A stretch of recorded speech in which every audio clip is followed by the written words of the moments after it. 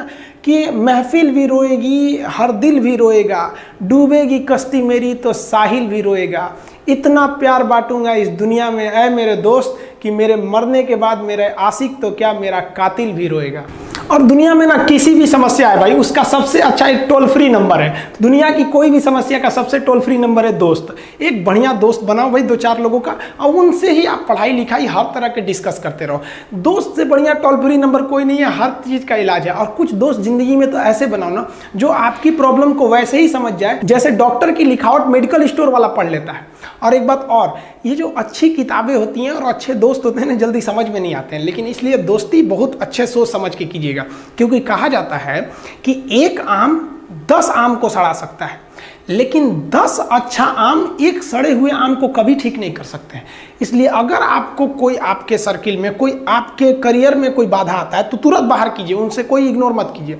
जिंदगी जो है ना वो एक एग्जाम की तरह है, और इस एग्जाम में ना ज़्यादातर लोग फेल हो जा रहे हैं। क्यों फेल हो रहे हैं? क्योंकि वो एक दूसरे का नकल कर रहे हैं और उनको पता ही नहीं है कि सबका क्वेश्चन पेपर अलग है, इसीलिए फेल हो रहे हैं। तो जिंदगी में सबकी समस्याएं अलग होती हैं। आप दूसरे की समस्या से केवल साहस ले सकते हैं, उसका तरीका नहीं अपना सकते। हिम्मत बनाए रखिए कि नहीं, हमें भी इस सफलता को पाना है। और ये जिंदगी जो है ना एक अजीब सी रेस है यार, समझ में नहीं आता है। अगर तेज भागिएगा तो आपके अपने पीछे छूट जाएंगे, और धीमे दौड़िएगा तो आपके अपने ही आपको पीछे छोड़ के चले जाएंगे।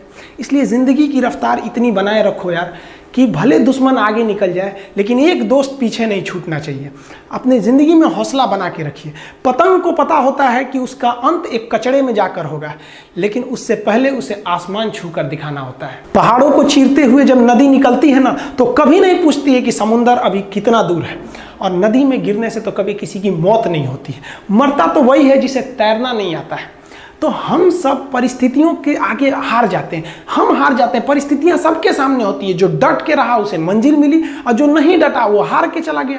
जब हमारे पास परिस्थितियां आती हैं, हम घिर जाते हैं चारों ओर से, तो हम परिस्थितियों को दोष देने लगते हैं, न कि उस परिस्थितियों से निकलते हैं। कोई मस्जिद जाता है, कोई मंदिर जाता है, कभी सोचा है भगवान को कितना बुरा लगता होगा? सोचते होंगे कि बंदा केवल हमसे मांगने ही आता है। यार कभी मिलने भी आया करो। हमको तो लगता है किसी दिन भगवान निकल के बोलेंगे कि यार केवल तुम लोग हमसे मांगने ही आते हो, कभी मिलने भी आया करो। तो भगवान से या अल्लाह से सबसे एक दुआ मांगिए कि आप हमको मुसीबत देना है, आप दीजिए। आप जिस तरह से हमें खुशी देते हैं उसी तरह से हम आपके दिए गए दुखों को भी अपनाएंगे, लेकिन हाँ उस दुख से लड़ने की हिम्मत भी जरूर दीजिएगा। और सबको अपने अपने कर्मों का पता होता है, यूं ही गंगा किनारे इतनी भीड़ नहीं लगी रहती।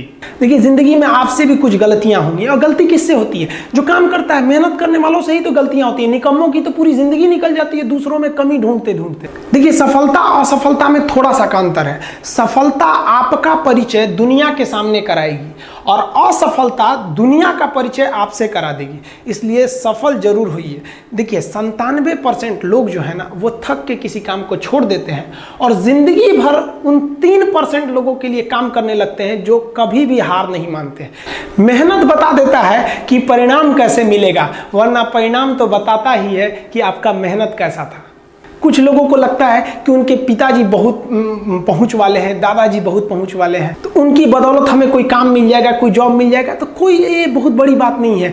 पहचान से मिला काम बहुत देर तक नहीं रहती है, लेकिन काम से मिलने वाली पहचान आजीवन रहती है। हम स्टूडेंट्स को कहना चाहेंगे, आजकल स्टूडेंट्स को पता नहीं क्या हो गया है ना, ससुरा लड़की के पीछे पगलाया है, कहता है कि लव हो गया। भाई दुनिया में लव नहीं होता है किसी से, ये एक अट्रैक्शन है सबको। मान लीजिए मेल है तो उसे फीमेल से होगा, फीमेल से है तो उसे मेल से होगा। तो कोई कैसे कहेगा कि हम तुम्हारी ओर अट्रैक्ट हो रहे हैं? तो उसको छुपाने के लिए कहता है हमको लव हो गया। भैया लव अब नहीं हो गया। अगर आपसे कोई कहता है ना कि आपको वो आपसे ट्रू लव करता है, तो उससे कहिएगा कि हमको अभी मेरा किडनी खराब हो गया, 1 लाख रुपए की ज़रूरत है, नहीं देगा। लेकिन आप अपने माता पिता से कहिएगा कि हमको 1 लाख की ज़रूरत है, और रियल में भी अगर हो जाएगा तो वो अपना शरीर बेच देंगे आपके लिए, लेकिन वो नहीं बेचेंगे। ये होता है लव। लेकिन लोग अट्रैक्शन को लव कहते हैं, उसके लिए पूरी ज़िंदगी बर्बाद कर देते हैं। ये सब बाबू गलत चीज़ है। जो आप अपना देखिए, आप अपना करियर छोड़ के अगर इस सब चीज़ में जाइएगा तो पूरी लाइफ बर्बाद हो जाएगी। आप जो रिश्ता खोजते हैं अपना कॉलेज में, कोचिंग में, ये सब परमानेंट रिश्ते नहीं हो सकते हैं। हाँ, अगर आप गर्लफ्रेंड से शादी करेंगे तो ये आपके लिए बेस्ट लड़की होगी, लेकिन माँ बाप जो ढूंढ के लाएंगे, जो भगवान आपके लिए बनाया है, वो लड़की आपके लिए यूनिक होगी। If you will best you will number one, and if you will unique you will only one. तो याद रखिएगा, जो भगवान आपको बना के जोड़ता है ना, वो रिश्ता सबसे अच्छा होता है। अपने माँ बाप को देखिए ना, क्या झगड़े नहीं हुए, लेकिन आज भी वो लोग एक साथ रहते हैं। लेकिन फिर भी आप देखिए आजकल के जो वेस्टर्न कल्चर आ गया, क्या वेस्टर्न कल्चर हो गया समझ में नहीं आता है। प्यार और छुहाड़ा, इसकी ज़िंदगी ना 1 साल होती है, 1 साल में ही खराब हो जाता है। ये वेस्टर्न कल्चर है, हमारी भारत की संस्कृति नहीं है। हम गर्व करते हैं, हमें अहंकार है, हमें गुरूर है अपने भारत की संस्कृति पर, जहाँ एक छोटी सी बच्ची भी गुड़िया खरीदती है ना तो उसके लिए दुपट्टा खरीदती है। और यार अगर आपको दिल लगाना ही है तो किताबों से लगाओ ना यार, बेवफा भी निकलेगी तो मुकद्दर बना के जाएगी।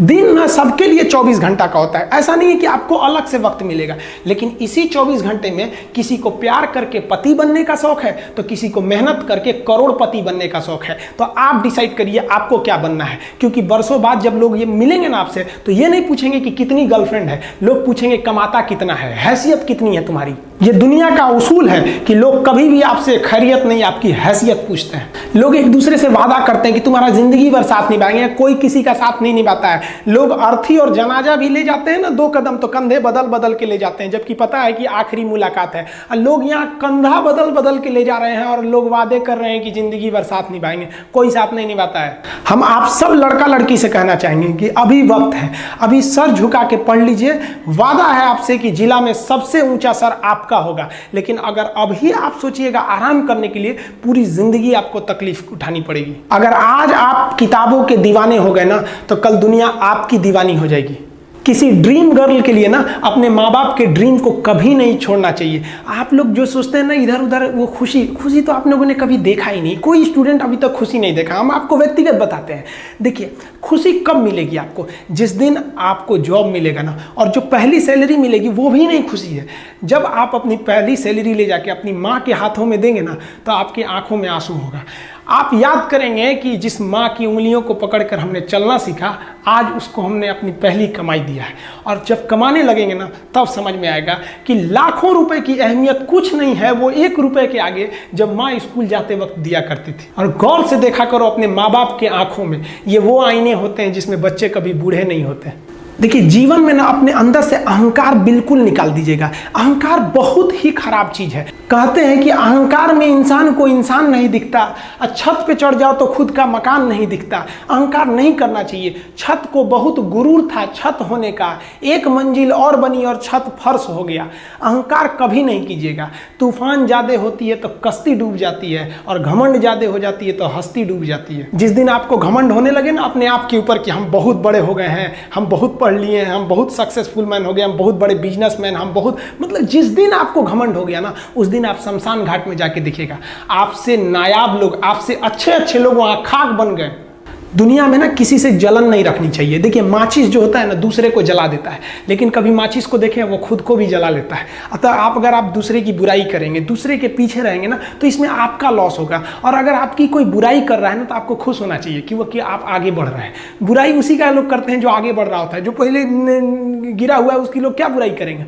और जब भी आपकी कोई बुराई करे तो आप उसे सहज स्वीकार करें, और आप उसे प्रूव मत कीजिए कि हम ये नहीं हैं। हम लोग गलती क्या करते हैं स्टूडेंट लोग कि प्रूव करने लगते हैं। नहीं, आपको अपने आप को इंप्रूव करना है। अगर कोई गलती हो गई है, आपको कोई बुराई कर रहा है तो आप उसको सहज स्वीकार कीजिए। जिस दिन आपके अंदर अपनी बुराई सुनने की क्षमता आ गई, यकीन मानिए आप सफलता के दहलीज पे अपनी पहली कदम रख दिए उसी दिन। लोहा जो होता है ना उसे कोई नहीं तोड़ सकता है, लेकिन उसी लोहे के अंदर का जो जंग लग जाता है ना, धीरे धीरे दीमक की तरह उस लोहे को खदड़ते जाता है। इसलिए अपने अंदर अहंकार को मत लाने दीजिएगा। लोग कहते हैं ना कि अहंकार बुरा है। जीवन में हम जो अनुभव किए हैं, अहंकार से भी खराब चीज होता है गुस्सा। देखिए अहंकार उत्पन्न ही नहीं होगा जब तक आपको गुस्सा नहीं आए। आप ऐसे नॉर्मल बैठे हैं और आप किसी से कहिएगा कि तुम्हारी क्या औकात है, जब तक आपको गुस्सा ना आए। तो अहंकार एक पेड़ है और गुस्सा उस पेड़ का जड़ है। इसलिए गुस्सा जिस दिन आया उस दिन आप बर्बाद हो जाएंगे। किसी भी व्यक्ति को बर्बाद कराने के लिए सबसे जरूरी है गुस्सा दिलाना। आपको पता है लोहार जो होता है, लोहार वो जानता है कि लोहे को हम ऐसे नहीं मोड़ सकते हैं, बहुत ही शक्तिशाली है, इसलिए लोहार ना इस लोहे को ना आग में डाल के इसे गुस्सा दिलाता है।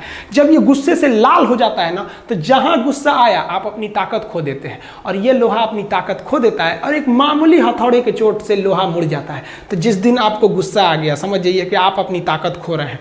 जब हम जन्म लेते हैं तो जन्म से ही हमारी जीभ रहती है और मरने तक हमारे साथ जीभ रहती है, क्योंकि वो बहुत ही नरम रहती है, उसे गुस्सा वो बहुत हार्ड नहीं होती है। लेकिन जन्म लेने के बाद दांत आता है और दांत काफ़ी कड़ा होता है और मरने से पहले ही दांत चला जाता है। यानी अगर आप नरम रहेंगे तो काफ़ी लंबे समय तक रहेंगे, और जहाँ हार्ड होंगे आप वहीं आपका पतन चालू हो जाएगा। इंसान 3 साल में बोलना सीख जाता है, लेकिन उसे क्या बोलना है ये सीखने में उसे पूरी जीवन लग जाते हैं। शब्दों का इस्तेमाल बड़ा सोच समझ के कीजिएगा, ये आपके माँ बाप के दिए गए परवरिश का एक सबूत होता है। अतः आप अगर किसी से अपशब्द बात करते हैं तो सभ्य व्यक्ति आपको नहीं कोसेगा, बल्कि आपके माँ बाप को कहेगा कि इसे संस्कार नहीं सिखाया। ये शब्द जो होते हैं हमारी परवरिश का परिचय करा देते हैं। शब्द का इस्तेमाल भोजन की तरह करना चाहिए। जिस तरह से भोजन को बनाने के बाद थोड़ा सा चख लिया जाता है, उसी तरह शब्द को दूसरे के सामने बोलने से पहले एक बार जरूर चख लीजिएगा।